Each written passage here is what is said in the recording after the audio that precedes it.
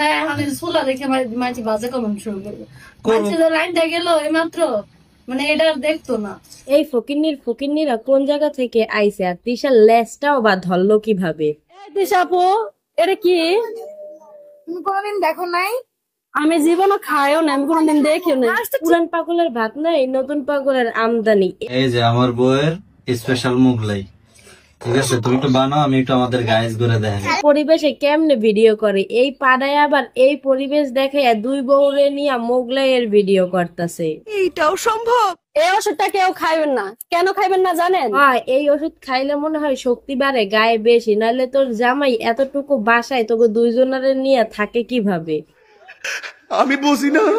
আর আজকে আমার সতীনের পছন্দের এই গেঞ্জিগুলো আইনা দিছি, কারণ এই গেঞ্জিগুলো অনেক পছন্দ করে। যেহেতু আমদানিটা কেমনে হইলো আমার তো মাথায় এইটা আসে না। বলেন কি? আচ্ছা, রাজানা বলছিল একটা লাইভে আইসা তিশা মৌসুমীরে নিয়ে যে মানুষের মানে ও একটা আখিরে বলছিল ও একটা বস্তি, মানুষের যদি টিন সেট বাসায়ও থাকে তার ভিতরের একটা পরিবেশ আছে।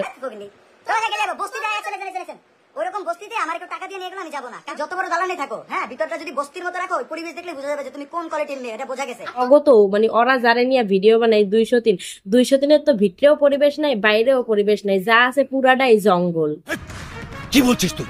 রুটি বেলতেছে, এটা হলো মোগলাই রুটি, এই জন্য এত বড়। আর একজনের মোগলাই ভাত। আচ্ছা, এই পাড়ার কাছে আমার একটা প্রশ্ন, বড় বউ নিচে থাকে নাকি ছোট বউ উপরে থাকে? কে কোন জায়গায় থাকে আমাদের একটু বইলা দিয়েন তো। লজ্জা লাগে। 100 টাকার ব্যাগ নিয়ে ঘুরতে গেছে কক্সবাজার, সাথে আবার ব্লগ করতেছে দুই বউরে নিয়ে। বউগো তো নিজে একটা দামি ব্যাগ তো দূরে থাক, একটা ভালো জামা কিনা দিতে পারে না, আবার গেছে কক্সবাজার। আমি নিঃসন্দেহে জানি তিশা ওর মাইয়ার গুমুতে তেনা ধোয়ার লেগে এই 203 রে নিয়ে গেছে। সঠিক বলেছেন, আপনার বুদ্ধি ভালো। এইসব ছাপড়ি ব্লগাররা যে কোন জায়গা থেকে আসে তা আমার মাথায় আসে না। তোর সাহস দেখে মাঝে মাঝে আমি অবাক হয়ে যাই। সত্যি কথা কইতে আবার কিসের ভয়? অনেকেই ভাবতে পারো আজকে আমার ছোট বউ কেন মেক্সি পড়ছে, আবার প্রেগনেন্ট হলো কি। তিশারে দইরা একটু ভাইরাল হইতে না হইতেই ছোট বউ ওলনা ফালাইয়া দিয়া পিছনের ফিতা বাই কইরা ঘুইরা ঘুইরা ভিডিও করতেছে, অসাধারণ লাগতেছে। ওয়েমেন একদম ভরে দিবে রাজার বউ, বুঝছো? কুইন দে একটু ভইরা দে, এই 203 রে একটু ভইরা দে। আর এই 203 রে তো তুই দাঁড় করাইয়া থেকে কাম করাস। আপনারা জানেন না হয়তো বা, মৌসুমী এগো দুইজনারে দাঁড়ায় থেকে থেকে অর্ডার করে আর এরা দুইজন কাম করে, কামের লোক।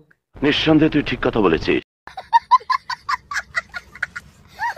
আজকাল কাজের লোকেরা উড়াদুরা ব্লগ বানায় যা একেবারে বলার বাইরে। এই দুঃখ দিয়ে নিয়ে আমি বুকে মইরা যাবো, কারণ আমি এত বছর ধরে ভিডিও বানাই, আমার চ্যানেলে ভিউ নাই, আর ওরা যারা কাজের লোক গিরি করে ভিউ পাইয়া যাইতেছে। এই দুঃখ আমরা কই রাখবো?